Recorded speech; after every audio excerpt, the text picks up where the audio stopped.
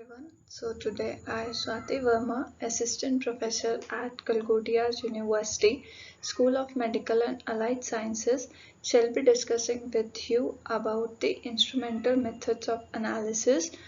And in that, the first and the foremost thing that we need to discuss is about spectroscopy. What is a spectroscopy?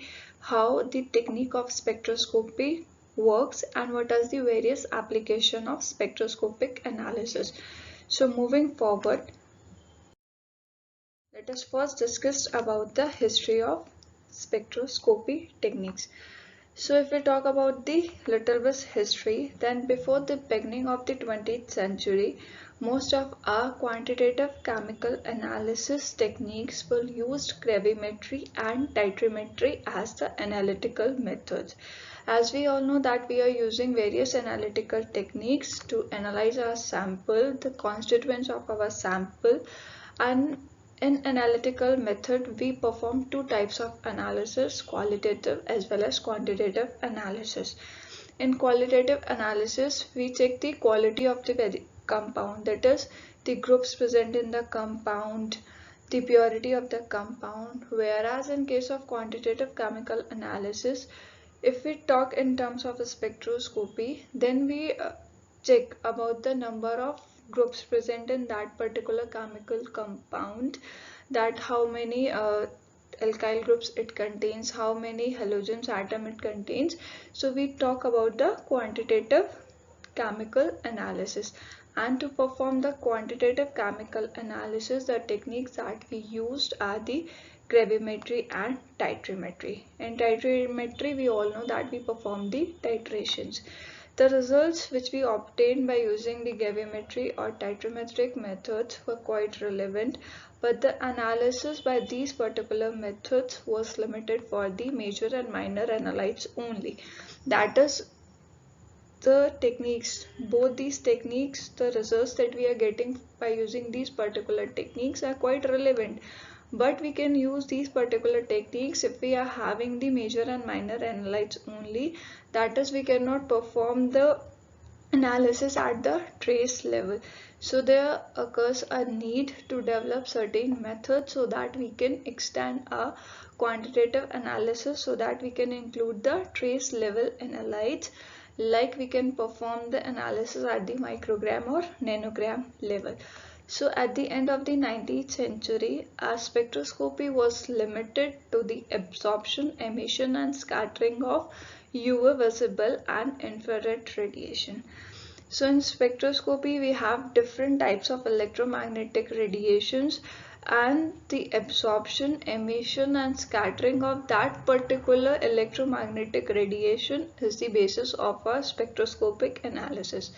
So at the end of the 19th century, our spectroscopy includes only the absorption, emission and scattering of UV visible and infrared radiation. We do not have other radiations, and these particular absorption, emission and scattering are the basic principles over which our spectroscopy is based, and these particular principles we will discuss later on.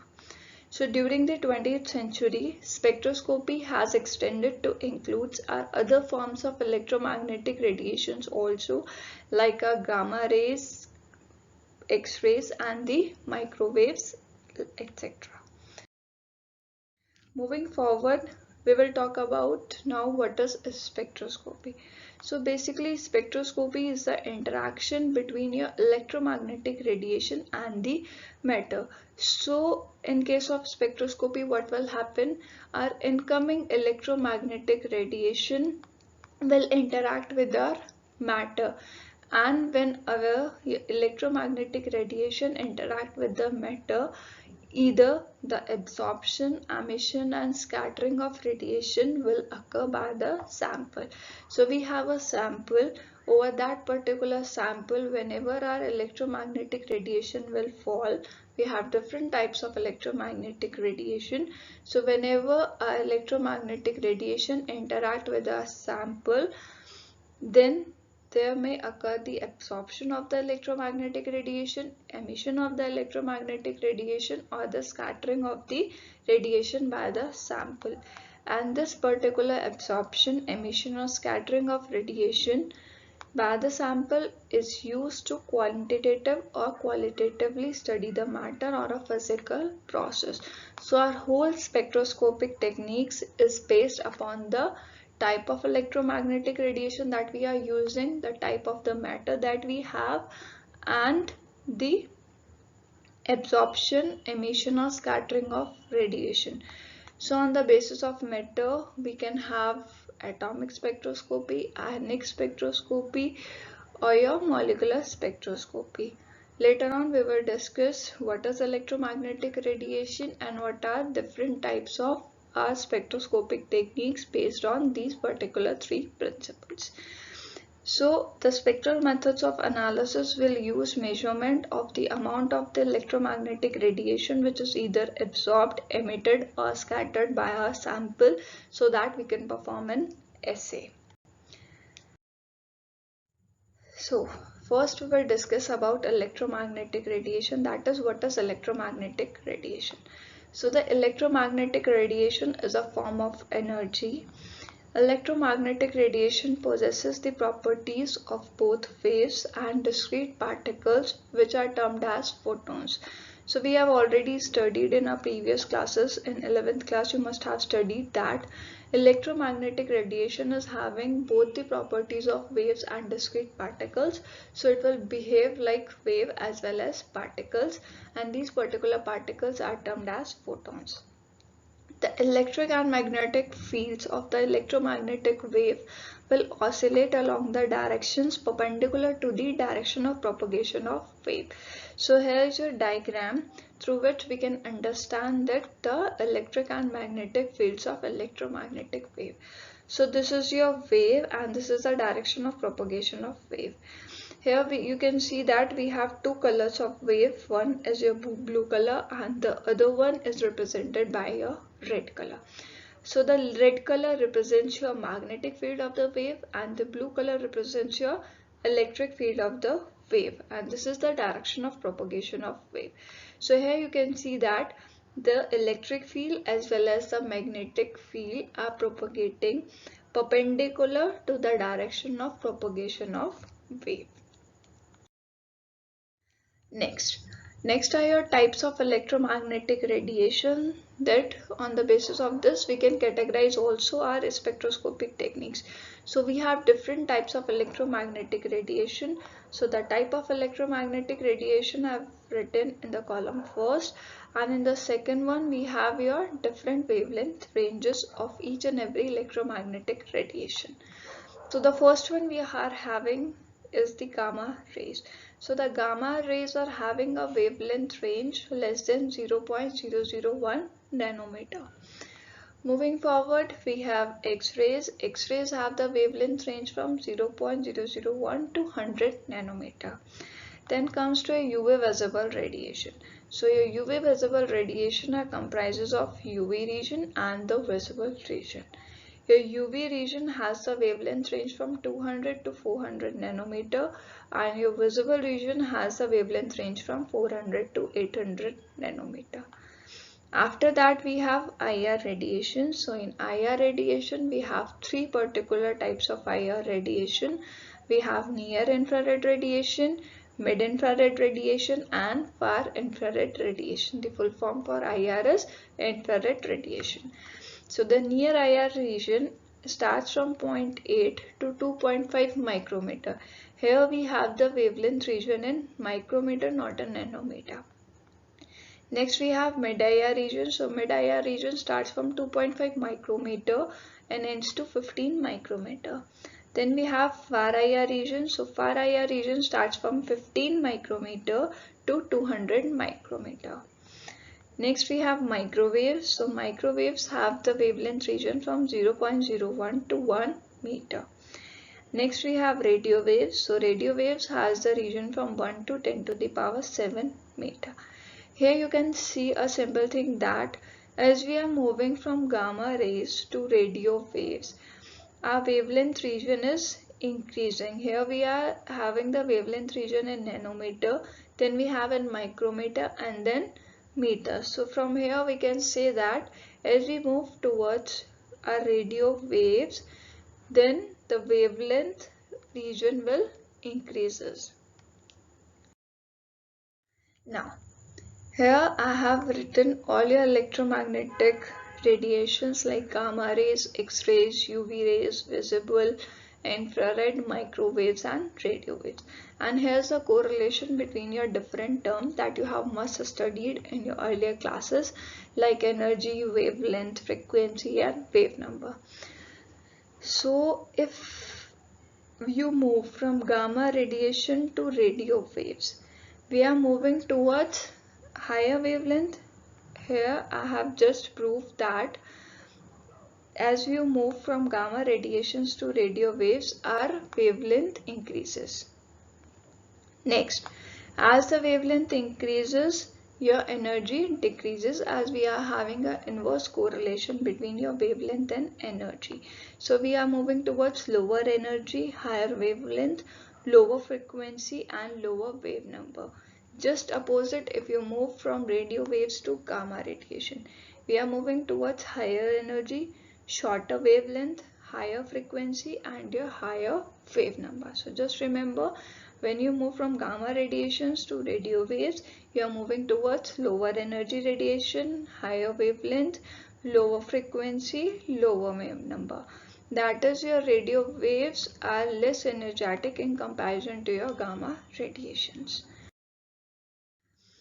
Next, we can have each and every terms in details. So let us discuss first what is wavelength.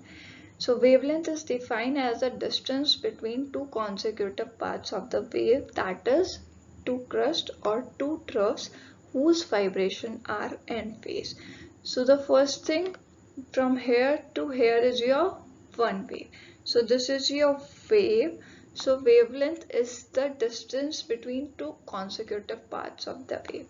This is your crest part, this is your trough part. So from here to here, that is the distance between two consecutive crests, is your wavelength, or the distance between two consecutive trough parts is your wavelength. So it is represented by the symbol lambda, and these particular waves should be in same phase. So now what are the units of wavelength? So our units of wavelength can be in angstrom. Angstrom represents to 10 to the power minus 10 meters, and the region where we are using the wavelength in angstrom is your visible and UV. Next we are having nanometer. Nanometer is represented by nm. It is your 10 to the power minus 9 meter, and nanometer region is also used in visible and UV radiation. Next we are having micrometer. So micrometer is 10 to the power minus 6, and this particular micrometer region is used in case of infrared. Next we will talk about your wave number. So what is wave number? Wave number is defined as the number of waves which are passing through a space of 1 centimeter. So in wave number we are talking about the distance. So the number of waves which are passing through a space of 1 centimeter. That is, in 1 centimeter space, how many number of waves are passing. It is the reciprocal of wavelength. So it is represented by nu bar. Unit is in centimeter inverse, as it is inversely proportional to wavelength. So its unit is in centimeter inverse. And the formula that we can use to determine our wave number is nu bar is equals to 1 upon lambda. Then we have frequency. What is frequency? So it is defined as the number of waves which can pass through a point in a duration of 1 second. In case of frequency, we will talk about the time duration, that is the number of cycles per second. So it is represented by nu and is inversely proportional to the wavelength. So frequency is also inversely proportional to wavelength. As your wavelength increases, your frequency will decrease. The units of frequency is cycles per second, your second inverse or hertz. The formula that you can use to determine the frequency is nu is equals to c upon lambda, where lambda represents to your wavelength and c represents to your speed of light, which is 2.99 into 10 to the power 8. Next we have energy. So energy is any electromagnetic radiation as having some sort of energy. So each and every electromagnetic radiation has certain energy, and that particular energy is required for the molecules to get excited. After excitation, they will perform the function of absorption, emission or scattering. So that particular energy gained by your electromagnetic radiation, if you want to calculate it, then the formula you can use is E is equals to hc upon lambda, where h, you must know that h is your Planck's constant, c is your speed of light, and where lambda is your wavelength. So on simplified way, you can write it as E is equals to h nu, where nu represents your frequency and is your c upon lambda, nu is equals to c upon lambda. So you can write it over here as E is equals to h nu. So here in this particular formula, E is the energy of electromagnetic wave, H is the Planck's constant, which is having the value of 6.626 into 10 to the power minus 34 joules per second.